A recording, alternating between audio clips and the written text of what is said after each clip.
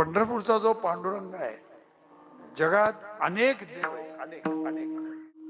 आमच्या पंढरपूरला जर आलात एकाच मूर्तीमध्ये तुम्हाला महादेव दिसेल, गणपती दिसेल, ब्रह्मा दिसेल, विष्णू दिसेल आणि शिव दिसेल.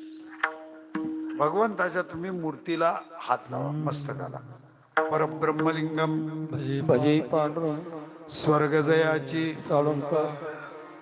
महाराज मस्तकाकडे जर पाहिलं तर तो लिंग आहे, चेहऱ्याकडे जर पाहिलं तर राजस सुकुमारा मदनाचा पुतळा रवी शशी कळा लोपलिया. सूर्याचं तेज सुद्धा ज्याच्या पुढे फिक्क पडतं धनीन पुरे गाता रूपदृष्टीने हाळिता. बरवा बरवा पांडुरंग कांती सावळी सुरंग. असं त्या पांडुरंगाचं रूप आहे. देवाच्या बिंबीकडे जर पाहिलं तर जिथून या सृष्टीची उत्पत्ती झाली, स्थित झाली आणि परत विनाश होणार, इतकी ताकद आहे महाराज. देवाच्या पायाकडे जर पाहिलं तर महाराज समचरण दृष्टी देवरी साजरी. आणि देवाच्या सर्वांगाला जर पाहिलं, नामा म्हणे आई धावलवल आई बुडतो हे चिंता डोही. काणी म्हणजे आई म्हटलेलं आहे. आई म्हणजे सगळे देव त्या श्री विठ्ठलाच्या मध्ये आले. म्हणून तुकोबारा काय म्हणतात, विठोबाचे राज्य आम्हा नित्य दिवाळी. म्हणून पंढरपूरला आयुष्यात तुकोबारा म्हणतात बघा, तुका पंढरीसी गेला पुन्हा जन्मा नाही आला. म्हणजे एकदा पंढरपूरला तसं तर महिन्याला जावंच लागतं. महिन्याला नाही जमलं तर वर्षाच्या 4 मोठ्या वाऱ्या कराव्याच लागतात. 4 मोठ्या वाऱ्याला नाही जमलं, एक तरी आषाढी किंवा कार्तिकी दोन्ही पैकी करावीच लागते. आमच्या घरात पहिल्या सुरू आमचे पूर्वज वीरनाथ महाराज कार्तिक वारी करायचे, पण त्याच्यानंतर आमचे तिसरे पीठाधिपती दास वीरनाथ महाराजांनी माघवारी काढली. त्यांना विचारलं माघवारी का काढली, त्यांनी सांगितलं माघ शुद्ध दशमी पाहुणी गुरुवार केला अंगीकार तुका म्हणे. म्हणून आम्ही आता परवाच्या दिवशी 19 तारखेला चालत जातो. जाताना खूप लोक कार्यक्रम मागतात, आम्ही त्यांना एकच सांगतो, वर्षातली एक वारी आहे, ती वारी चुकवायची. तुका पंढरीसी गेला. अरे पंढरपूरला आपण गेलंच पाहिजे. अनेक पंढरपूरचे प्रमाण आहेत महाराज. एक महत्वाचं प्रमाण पंढरीचं आहे. तुका म्हणे आम्हा अनाथा कारणे पंढरी निर्माण केली. देवानं पंढरपूर तुमच्या आणि माझ्यासाठी निर्माण केलंय. त्या पंढरपूरला आपण गेलं पाहिजे का? गेलाच पाहिजे, गेलाच पाहिजे.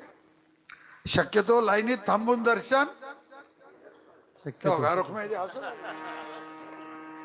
लाईनीत थांबून दर्शन घेतलंच पाहिजे.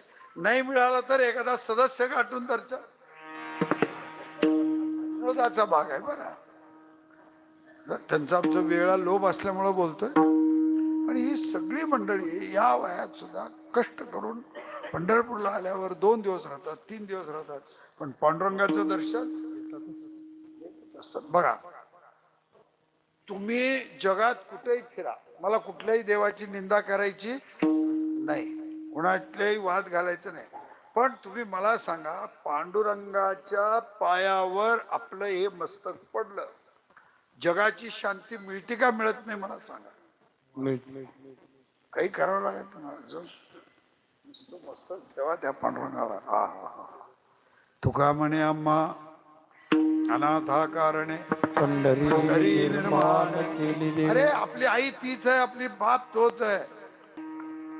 त्या विठ्ठलाच्या पायावर एकदा आपलं मस्तक पडलं तर जगाचं सगळं सुख आपल्याला प्राप्त होईल, इतकं लक्षात घ्या. म्हणून महाराज म्हणतात आमचा माल कसा आहे,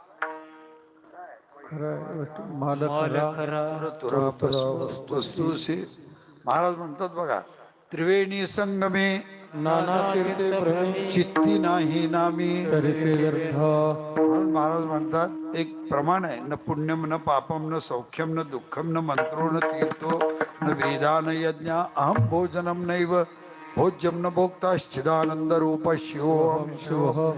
महाराज म्हणतात सगळं तू अंगाला लावलास आणि भगवंताचं जर नामस्मरण केला नाहीस तर त्याचा काहीही उपयोग नाही. जो देवाचं रोज नामस्मरण करतो त्याला देवाच्या जवळ जायला कसल्याच प्रकाराची अडचण नाही. जातीची अडचण नाही, वयाची अडचण नाही, ज्ञानाची अडचण नाही नाही, पैशाचीच अडचण नाही. पैशाची अडचण नाही. बघा तुम्ही कुठलीही गोष्ट करायला भाई अंग आणावं लागतं.